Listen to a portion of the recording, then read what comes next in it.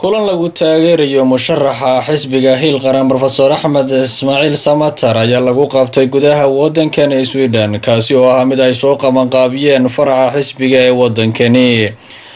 Kulankani oo ay ka soo qayb galeen intooda badan dhalinyarada magaalada Stockholm ayaa waxa uu ahaa mid si guud loogu taageerayay ololaha doorashada uu jiro musharaxa xisbigani ee la filayo dhawaantan inay ka dhacdo gudaha wadanka Soomaaliya. haddaba kulankani oo ka hadleen xubnaha xisbiga faraca Sweden iyo sidoo kale martida ka soo qayb gashay ayaa waxa dhanka kale tanaqadka telefoonka uga qayb qaadanayay isagoo ku sugan magaalada Nairobi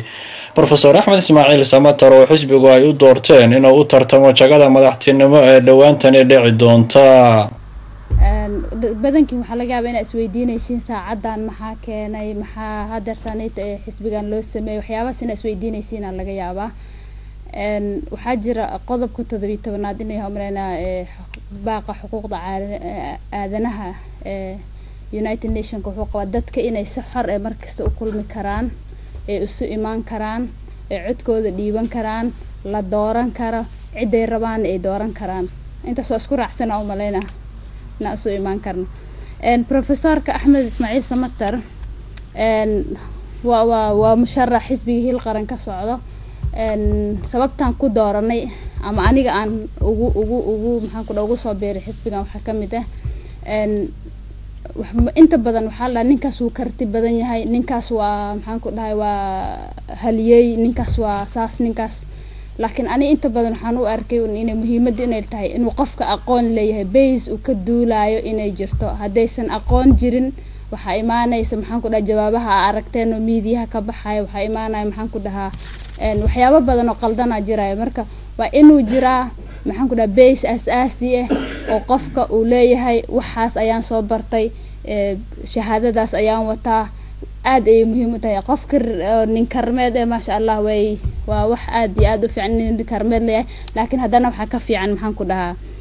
inuu qofka aqoon leeyahay oo meel loo raacay uu leeyahay wax lagu la xisaabtamayo. Assalaamu alaykum wa rahmatullahi wa barakatuh ahbab dhamaantiin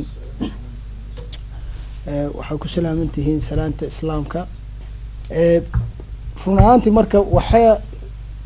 sahal noqotay in aqoon-yahankii la isku xiro wadankiina lagu xirnaado la tago wadanka gudihiisii laga shaqeeyo waxa meesha ka soo baxday inay jirto fursad yani dadka lagu wacyigelin karo laguna kicin karo in hal meel looga soo wada jeesto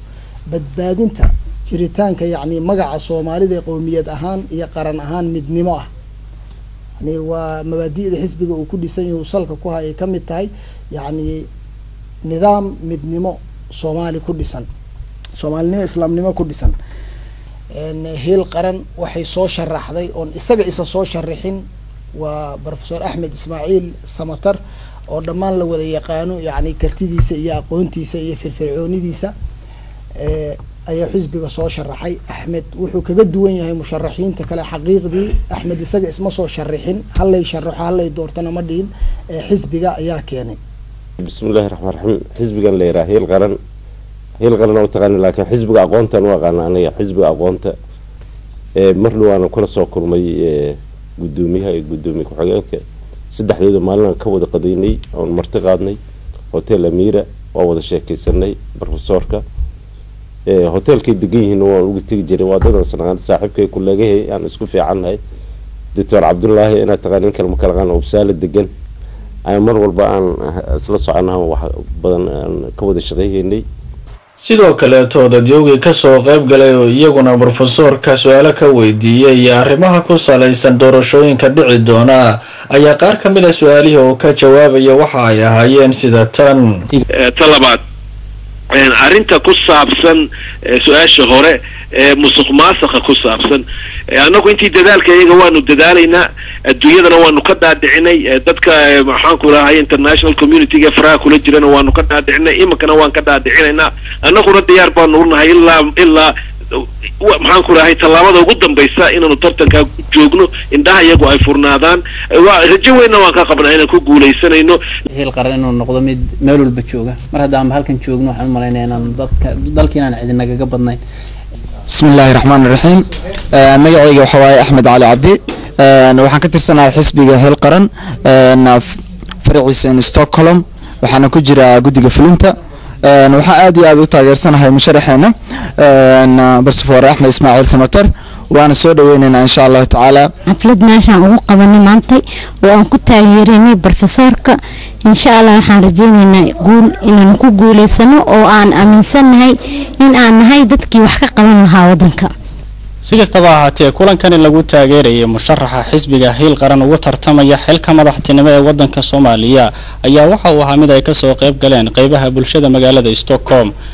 sidoo kale maamulka iyo xubnihii faraca xisbiga soo qaban qaabiya ayaa iyaguna sheegay inay howlahooda halkan ka sii wadi doonaan taasi oo ku saleysan taageerada dhan walba ee xisbiga Hiil Qaran Shiir Salaad Somali Channel Stockholm Sweden